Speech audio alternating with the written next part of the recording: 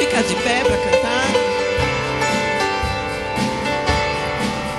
Tu és santo, Tu és santo, poderoso, poderoso.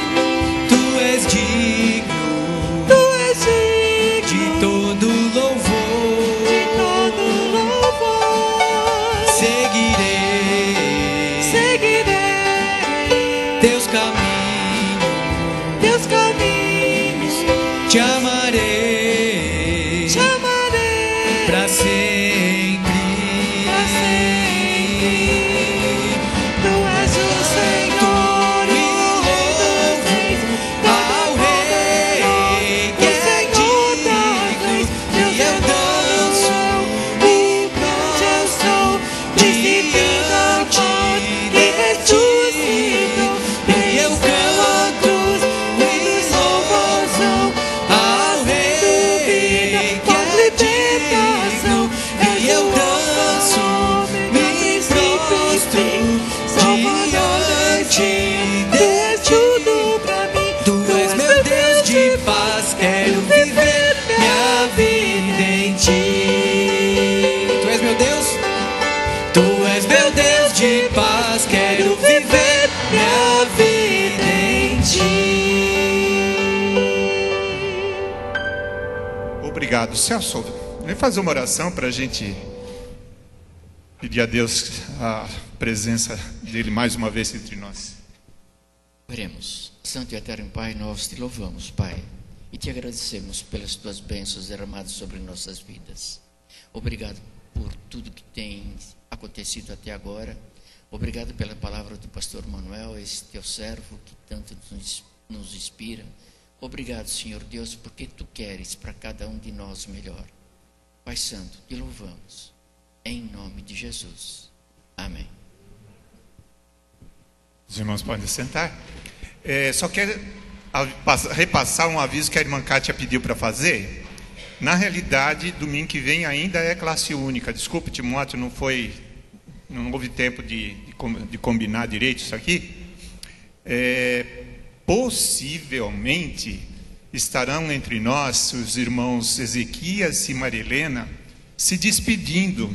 Eles estão indo para o Rio de Janeiro. Eles foram nomeados para o Rio de Janeiro e é bem provável que eles estejam no próximo domingo pela manhã, usando o culto e a noite. Existe um entendimento entre o pastor Wagner e o pastor Ezequias, estão todos lá em Sergipe, Aracaju, então eles estão combinando direitinho. Os irmãos aguardem, ainda teremos novidades, mas por enquanto, em princípio, é classe única e o culto e escola dominical estarão emendados. Em segundo lugar, eu queria dizer que nós, do Conselho Diaconal, reivindicamos, solicitamos, pedimos à escola dominical esse tempo para falar justamente sobre a igreja primitiva e alguns problemas que surgiram na igreja primitiva e que nos ajudam a solucionar os nossos problemas agora no tempo presente aqui na Igreja Batista Ebenezer. E por isso nós convidamos os preletores que os irmãos ouviram durante esse mês, porque nós estamos muito interessados em encontrar novos irmãos, mais novos, que possam nos ajudar no conselho diaconal. Então, mas é uma questão que vai ser discutida, estudada com bastante cuidado nos próximos domingos, nos próximos meses. Por enquanto, vamos ouvir o que o pastor Manuel tem a nos dizer a respeito.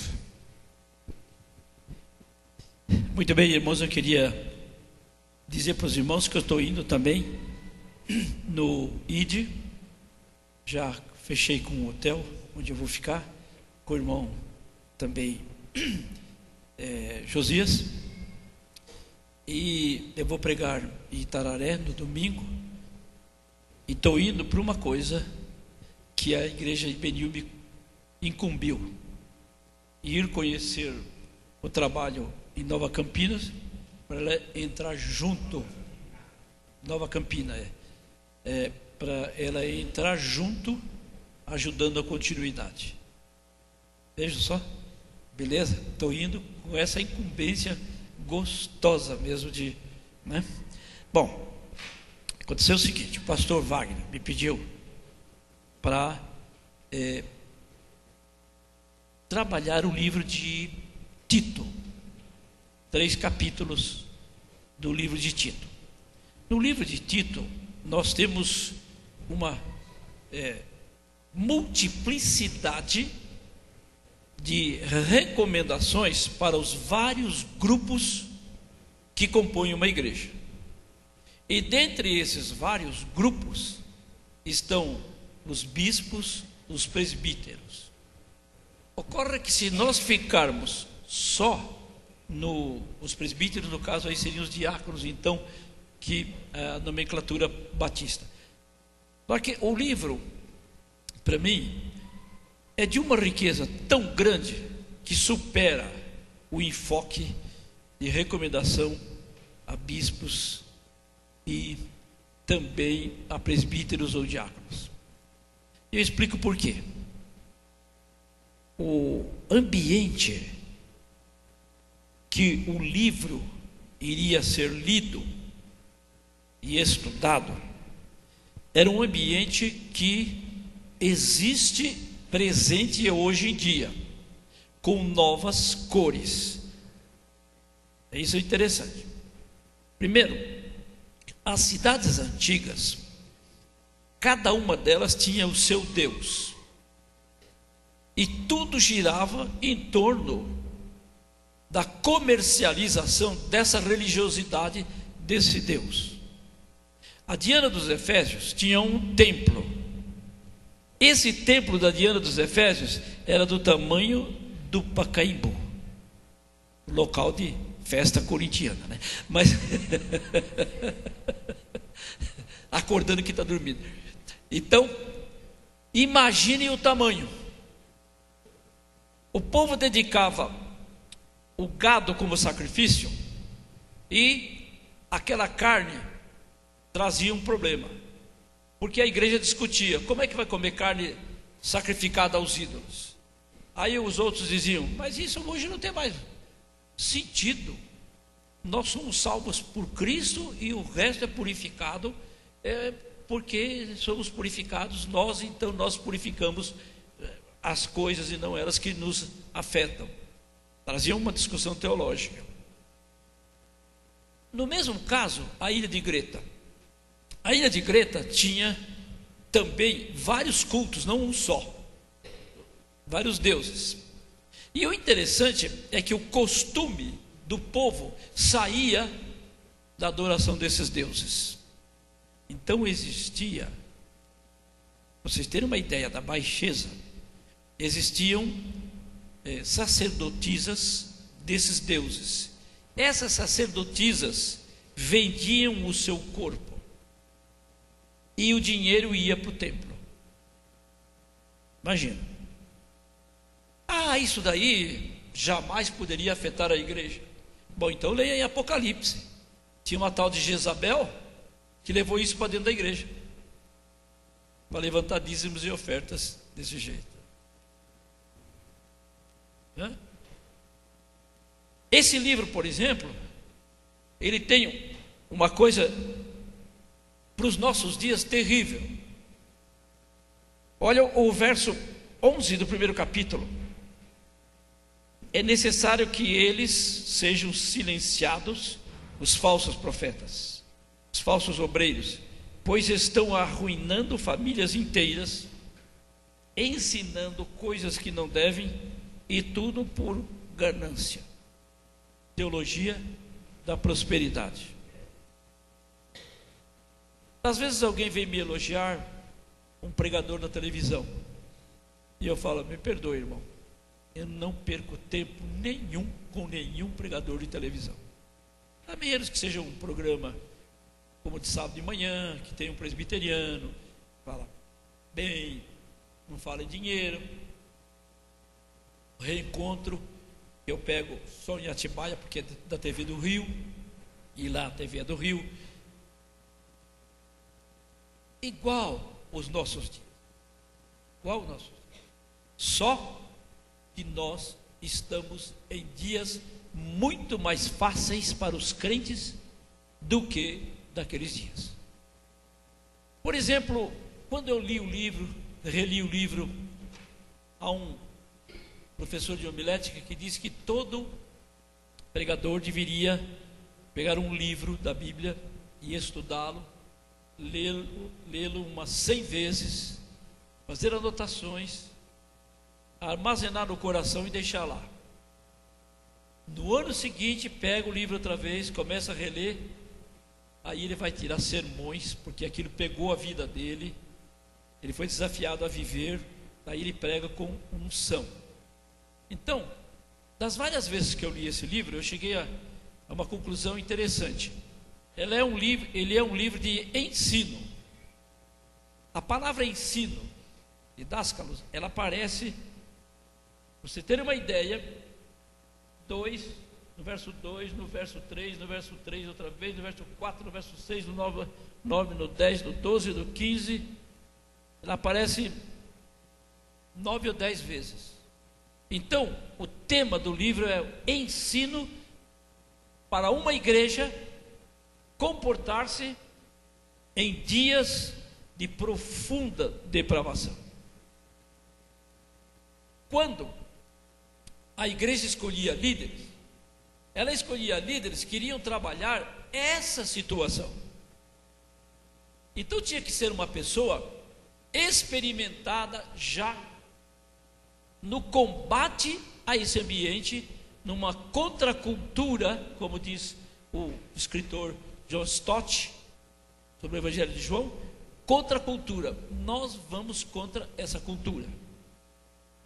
Para vocês terem uma ideia como se assemelha isso daí hoje em dia, os cretenses que ele fala no verso 12, capítulo 1, sempre mentirosos. Olha só, sempre mentirosos, feras malignas, glutões preguiçosos. Isso era o cidadão da ilha de Creta. Agora eu lhe digo uma coisa. Esse perfil é do Congresso brasileiro.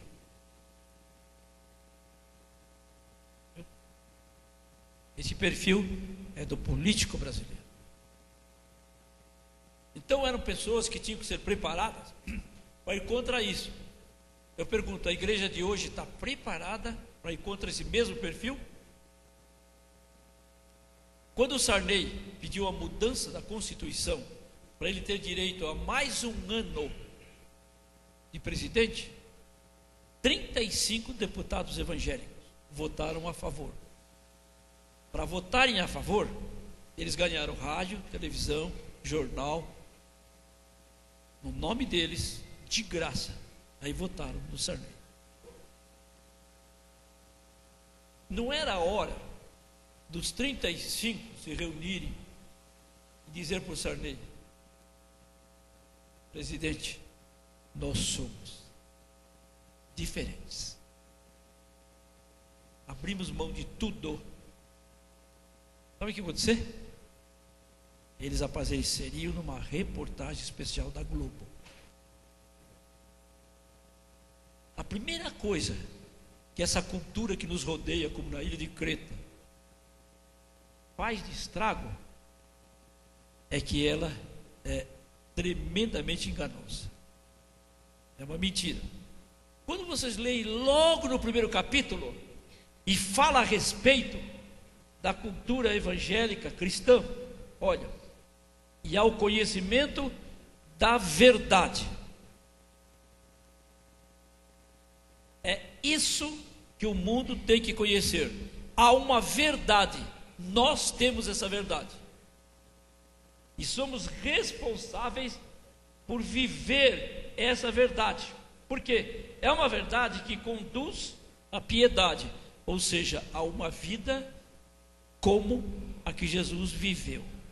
Isso é sentido de piedoso, é anti-impiedoso. Impiedade, piedade. É o contrário do que é o que você vê no mundo como cultura, como costume, como o certo e errado. De repente você ouve assim: ah, mas todo mundo faz. Azar dele. Azar dele.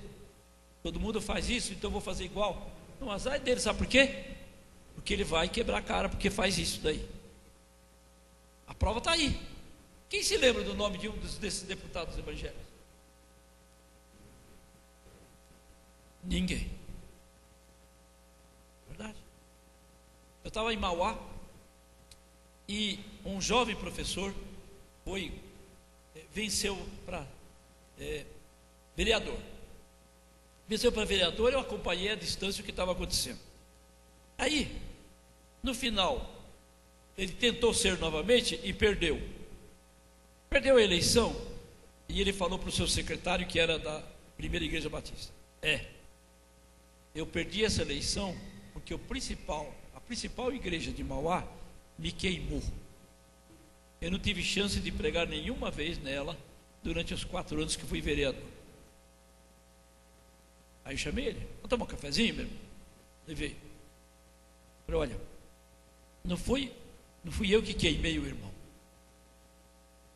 Nós poderíamos começar uma clínica de autistas.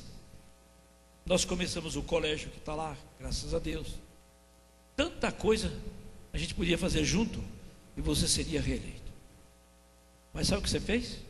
No primeiro encontro, no primeiro dia que você tomou posse com o prefeito falou: o que é que você quer para sempre me apoiar na Câmara Municipal? Ele pediu um emprego para o pai, para a mãe e para a esposa. E a esposa foi nomeada chefe no lugar de uma senhora da minha igreja que era chefe do departamento, mas funcionária por carreira. Tinha prestado concurso, passado, tudo mais. Ela, então, foi rebaixada, ficou lá encostada, ganhando o mesmo salário, mas encostada, para a esposa dele, sem preparo nenhum, assumir o lugar. Falei: quem queimou? Eu ou você me queimou? Como é que podia trazer você para pregar na minha igreja, com a irmã da igreja ouvindo essa injustiça que ela sofreu por causa da tua ganância? O cara chorou, irmão, mas chorou pela a maior verdade que eu já ouvi. Viver a verdade é uma aventura espetacular, dá certo sempre. Eu estava conversando um tempo atrás com um ex-jogador da seleção brasileira. Ainda participo um pouco do futebol para, evangelizar, distribuir agora no fim do ano 40 presente diário, entendeu? E sei já de resultados. A igreja adventista do 7º dia da Vila Ema tem um membro que se converteu lendo o pão diário. O jogador que, coitado, ex-palmeirense, o Denis ficou comigo do mesmo quarto em Cancún em 2005, para depois em 2008 por aí me procurar e falar: pastor, valeu o que? Aquela semana, porque minha esposa e eu estamos na igreja, minha filha é professora das crianças e o meu filho toca bateria no conjunto. Foi só uma palavra. A esposa pegou, ele telefonou para a esposa falou: eu estou dividindo o apartamento com um pastor. Ah, você precisa disso. Ele ficou ofendido. Como preciso disso? Eu nunca precisei de fiscalização, eu sou um bom pai, não sei o que lá. Uma fera. Olhei para ele e falei: Denis, esqueça que toda mulher fica insegura quando o marido vai para um lugar como esse, nos hotéis e tal, de Cancún. Tem todo aquele serviço de quarto, né, para você cair e tal. Ele falou assim: vocês crentes sabem sempre limpar a jogada. Irmãos, a verdade funciona. No meu primeiro ministério aqui tinha uma moça, fazíamos estudo bíblico na sua casa. Ela demorou 1 ano participando, tudo, não pensava em batismo. Eu falei para ela, por que a irmã ainda não se batizou? Ela disse, pastor, por uma coisa que eu ainda não consegui abandonar. Era o quê? O cigarro. O que o irmão falaria?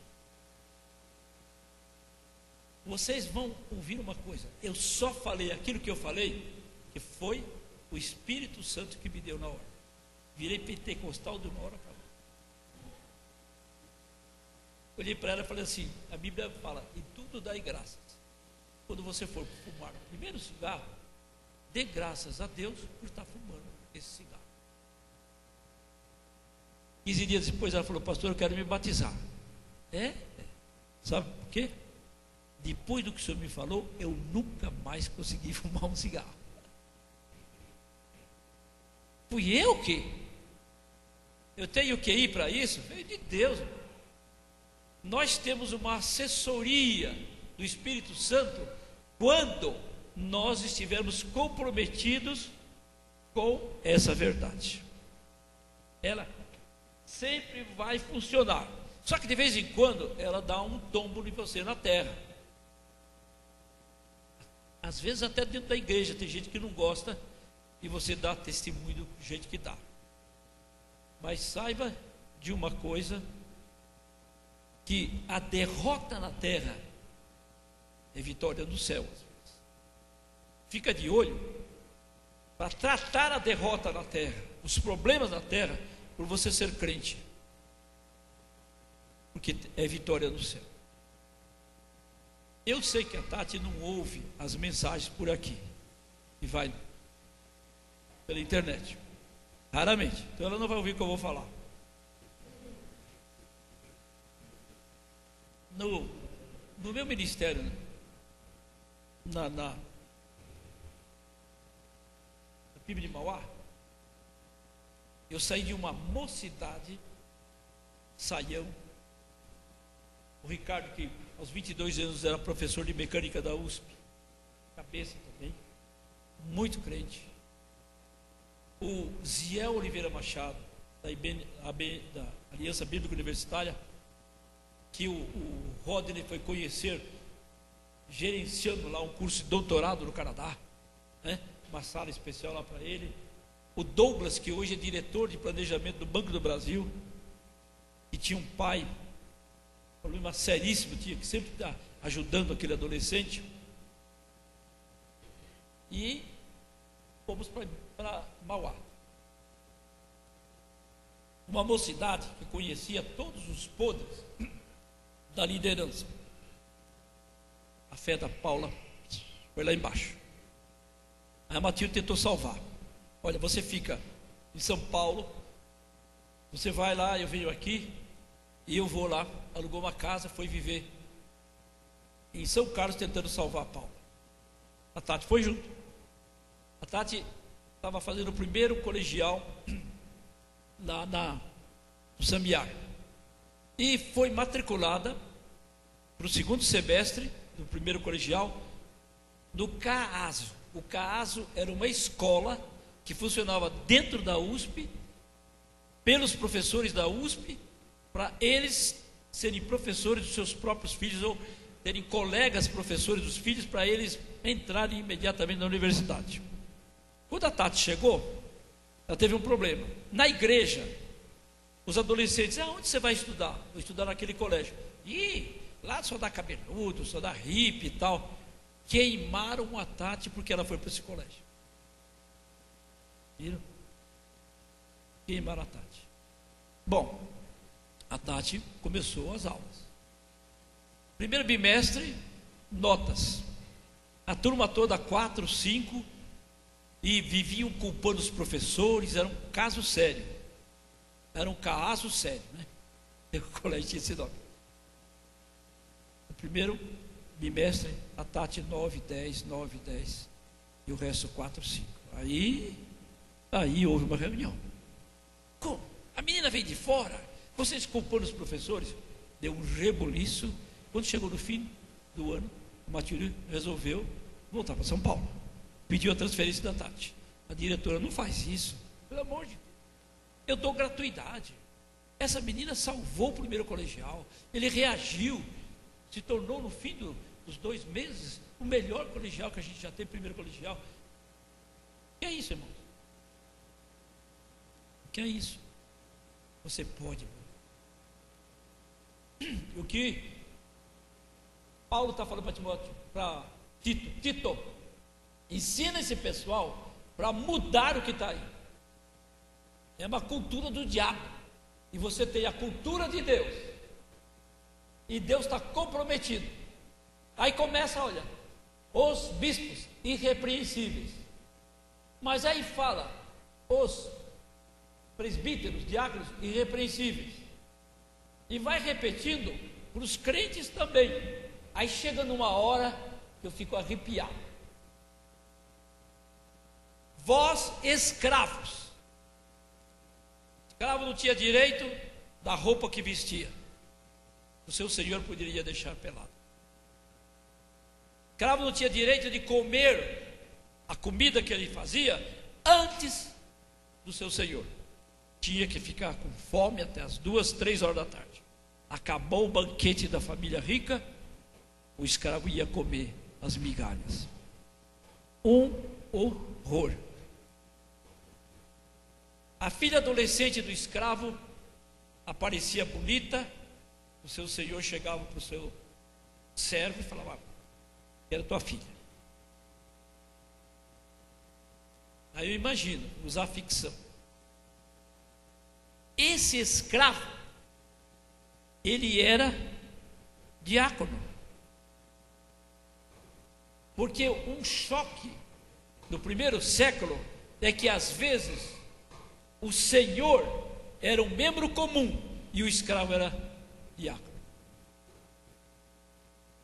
Haja conduta, haja poder, haja influência, com perdão da palavra, no cara, para mudar a coisa. Aí o escravo dizia: bem, tudo que eu tenho é teu, não posso fazer nada, mas tudo que você tem é do meu senhor.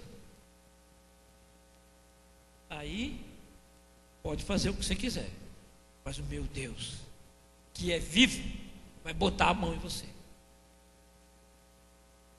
Ah, sabe onde você vê isso? Você vê isso em Ruth. No tempo de Ruth, cada casa tinha um ídolo. Esse ídolo era um altar montado pelo dono da casa, e ele era o sacerdote desse ídolo. Cada casa tinha um ídolo. E quando a moça se casava, ela passava a ser adoradora do ídolo do marido dela, que era o sacerdote daquele ídolo. Essas moças se casaram com as filhas de Noemi. Os filhos de Noemi ficaram viúvas. Olha a grande evangelizadora chamada Noemi. Fala para as duas: voltem para os seus deuses. Porque o costume na minha terra é que o filho mais novo case com a viúva, para ela ter um filho que vai ser do que morreu, para ela ter alguém que cuide dela na velhice. Era o INPS da época. A Ruth fala o seguinte: vocês falam num Deus que eu nunca vi, vocês não têm altar nenhum. Como é que é? Como é que é? Que é isso daí? Mas ela tinha ouvido de Ruth o seguinte, de Noemi o seguinte: o meu Deus me castigou, porque eu desobedeci a sua ordem, saindo da minha terra que ele nos deu em busca de pão na terra estrangeira. Espera aí, o Deus dela veio até aqui, eu não vi, eu quero conhecer esse Deus, e não quero pecar contra ele, eu quero fazer a vontade dele. E ficou com dó da sua sogra, foi piedosa com ela. O príncipe Boaz não era nada bobo, piedosa e bonita, deixa comigo. Ele é tataravó de Davi. Mudança pela fé. Isso é o livro de Tito. Agora, esse escravo menciona, sabe aquele patrão do meu irmão na fé? Você conhece? Você viu como a casa dele está prosperando? Você viu que bênção? Né? Você viu que ele também é da minha igreja agora? Ah, é. Faz isso para minha filha, você vai ver. Ia lá falar com outro? Rapaz, eu quase escorreguei nessa também. Respeitei o que ele me falou e só foi bênção. Por isso que eu estou lá. Foi um reboliço tão grande, e a verdade faz isso. Um reboliço tão grande que começou exatamente pelos escravos. Havia nesse tempo aqui, desse livro, 6 milhões de escravos. E havia uns 800 mil senhores. E os escravos ganharam Roma para Cristo. Só com uma coisa: irrepreensível, piedoso, tendo um lar exemplar, e foi por aí afora. Eu acho que esse livro deu uma regra que eu nem alcancei.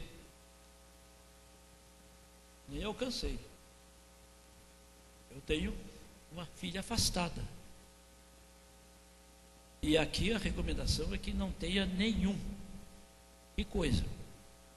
Também eu reconheço que, às vezes, pais santos têm filhos, e o que prova isso é que você, quando for hoje ver a população carcerária do Brasil, 40% é Moisés, Amós, Obadias, tudo filho de crente. Mesmo? É o choque da época, irmãos. Então, não é só a gente enfatizar, esse é o problema. E diácono tem que ser isso, pastor tem que ser isso. Não, todo mundo. Que funciona para todo mundo. E eu não posso me desculpar do pecado de um irmão para eu cair na mesma. Então esse livro é maravilhoso. Olha o verso, capítulo 2, começa assim: Você porém, não seja como os cretenses. Entendeu? Afirmam, verso 16 do 1, que conhecem a Deus, mas por seus atos o negam. Olha o que acontece quem nega por seus atos, que conhece a Deus: detestáveis, desobedientes, desqualificados, não serve para nada, para qualquer obra. Então, não é só pensarmos que o nosso problema é ter ou não ter diáconos preparados. Nosso problema é todo mundo não ser diácono. O que é diácono? É a palavra diácono, não é a palavra doulos. Doulos é o servo à distância. Diácono é um servo na presença do seu Senhor, buscando um presente, colher no rosto do seu Senhor a alegria de ter sido servido. Era uma honra o dono da casa só fazer um sinal e o escravo ir lá fazer, voltar e dizer: está tudo ok. Era uma honra para aquele senhor. Se ele tivesse que falar em voz audível, é uma honra para Deus, não precisa falar nada. Você fazer as coisas tendo a certeza que lá no céu o rosto do seu Senhor te premia com um sorriso, porque você foi fiel. É o tipo da coisa, meus irmãos, que você experimenta quando você tem um chefe terrível, que você conquista esse chefe agindo diferente do que os outros. Aí ele, ao invés de perseguidor, passa a ser teu. Doutor, foi professor de psicologia na teológica. Ele era muito famoso no Brasil professor de diáconos, e ele disse que ele teve um chefe que amargurou a sua vida durante uns 10 anos. E um dia ele falou: Senhor, tira esse problema de mim, salvando esse homem, porque eu sei o que tu és, poderoso. Por Deus não me atendeu. O avião caiu com ele uma semana depois. Aí ele falou: fiquei triste. Fiquei triste. Aí eu pedi para Deus: Senhor, se a solução era essa, eu te peço perdão. Eu preferia ser amargurado mais uns anos. Sabe quem fez isso? Jesus. Jesus seria um pastor excluído e demitido de qualquer igreja hoje em dia. O tesoureiro roubou 3 anos e meio e ele nunca falou nada para ninguém. Ele foi cúmplice? Não. Ele usou tudo que foi recurso para Judas Iscariotes se arrepender. Foi impressionante. Não tem nem dúvida. Eu conheci uma igreja que foi multada pelo pecado da esposa do pastor. Sabe como? Escute essa. Outro dia falei com a família dele. Eu sou um dos poucos que sabem disso, porque ele era muito amigão meu. Ele foi num local, trabalhou, muitas dificuldades, ela ficou fragilizada, a esposa, tinha 4 filhos, e deu uma escorregada. Aí, ele chegou para a igreja, e falou: hoje a igreja tem uma assembleia extraordinária, para cuidar de um pecado entre nós. E colocou para a igreja, e falou: o que os irmãos fizerem está feito. Aí um piedoso diabo pediu a palavra e falou: pastor, o que o senhor fez com o pecado da sua esposa? Ele falou: foi pontual. Minha esposa estava num mau momento da nossa vida econômica. Eu perdoei minha esposa.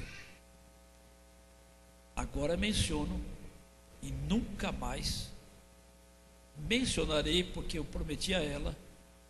Já nunca mencionei mais em casa depois do acontecido e jamais vou mencionar. Ela é restaurada aos meus olhos, como Jesus me restaurou aos olhos de Deus. Aí caiu um silêncio na igreja. E alguém disse: eu proponho imediato perdão. Era uma grande igreja, uns 300 apoio. Foi uma bênção. Quando a verdade, a misericórdia, a piedade de Deus é seguida, a verdade funciona. Funciona. Por quê? A minha irrepreensibilidade só é possível diante de Deus pelo sangue de Cristo. Eu não gosto de um hino antigo que dizia: pecador outrora. Que hipocrisia é essa? Crente não peca mais. Pecador, naquele tempo, conta um mas. Só que agora um pecador em luta contra o pecado. Mas ainda pecadores. Esse livro trata disso, com instruções para vários grupos, no capítulo 2. Como mulher, como jovem, como idoso, como escravo, porque a graça de Deus se manifestou salvadora a todos os homens. Verso 11. Ela nos ensina a renunciar à impiedade e às paixões mundanas e a viver de maneira sensata, justa e piedosa nesta era presente. Porque esta era presente em todos os tempos vai ser igualzinha. E um texto meio trabalhoso, é isso que você deve ensinar, exortando-os, repreendendo-os com toda autoridade. Ninguém o despreze. Ninguém o despreze. Você é jovem, mas se você repreender do jeito que a Bíblia fala, exortar vem de uma palavra grega que significa apoio. Eles davam a ideia de que uma mesa tem 4 pés, quebrou um, então você coloca um calço por baixo, porque móvel naquele tempo custava caro, era uma pedra, um tijolo, eram mesas sempre baixinhas, porque eles não comiam sentado. Aquela figura lá de Leonardo da Vinci, se não me engano, da ceia, todos sentados numa mesa, bobagem, não era daquele jeito. O indivíduo deitava num pequeno divã baixinho, eles comiam assim, uma mesa no centro, esticando a mão e tal, eram deitados. A ceia era desse jeito. Então havia aquele apoio. A palavra exortar significa exatamente quando você vê o irmão em pecado, você encosta, apoia, ele vê que funciona, aprende e começa a vencer o pecado. O tipo daquela palavra, dê graças a Deus por cada cigarro que você fumar. E funcionou. Apoio. Então é um livro que ensina a conduta cristã, no capítulo 3, difícil. Lembre a todos que se sujeitem aos governantes e autoridades, sejam obedientes, estejam sempre prontos a fazer tudo o que é bom, não caluniem ninguém, sejam pacíficos. Quando eu estava lendo esse livro, aí me pegou. De vez em quando eu falo mal do Lula. Não falo mais não. Mas não.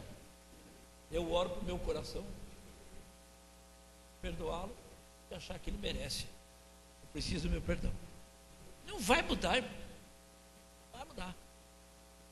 Um português agora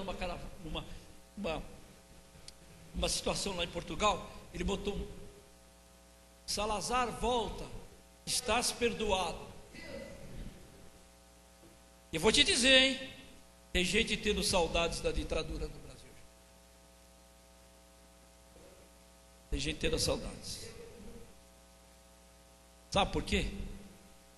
Porque em reação à ditadura, a nossa Constituição de 88 mudou a coisa e que quem tem razão e a vítima é o bandido. A vítima não é mais vítima. A coisa ficou ruim. E nós estamos com depressões, síndrome de pânico. Eu fiquei sabendo de um coronel recém-aposentado que não sai de casa às 7 horas da noite mais. Eu estou preocupado com ele.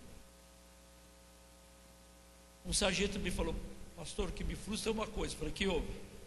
Eu só valho 850 reais. Se o PCC me matar, o camarada ganha do PCC 850 reais de ter morto um sargento. É?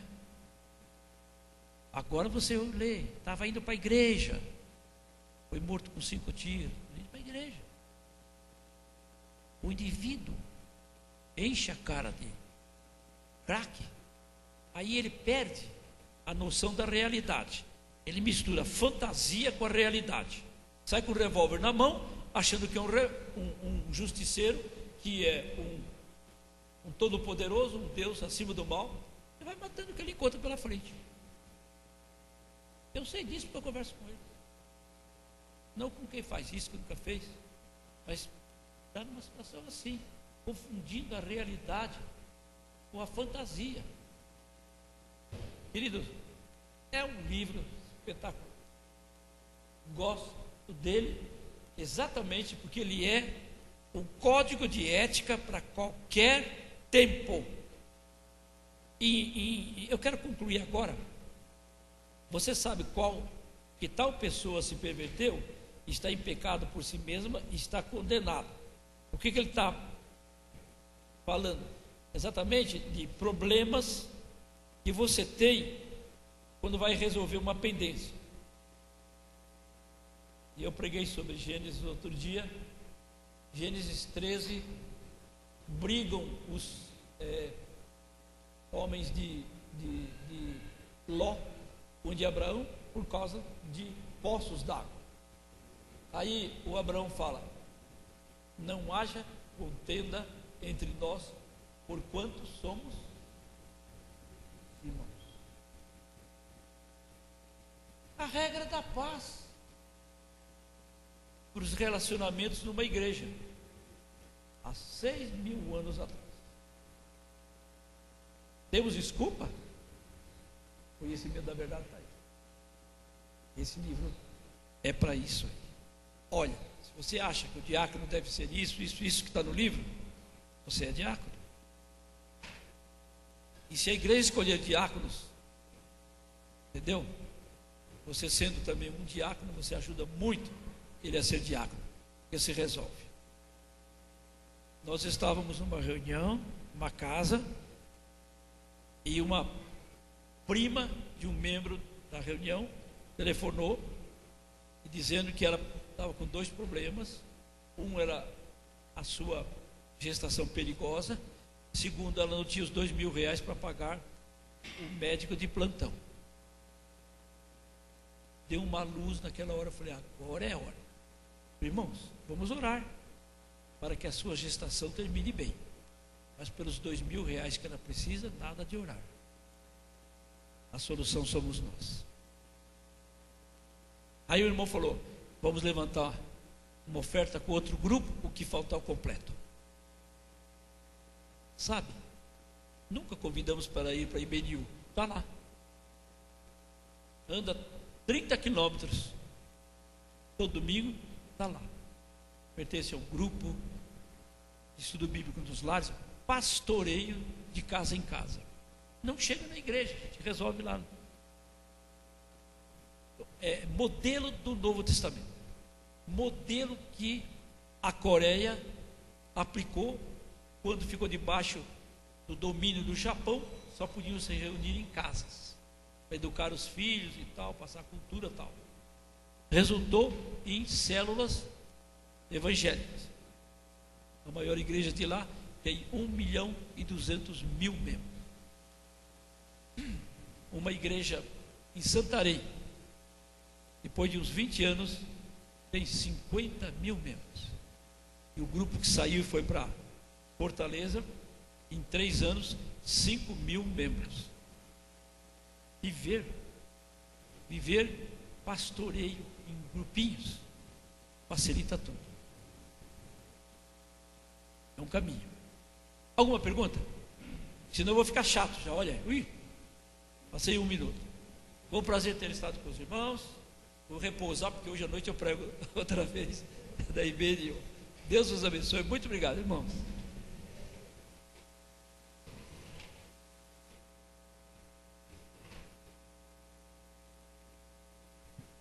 Nós aqui agradecemos. Sempre que possível teremos Pastor Manuel conosco outras vezes.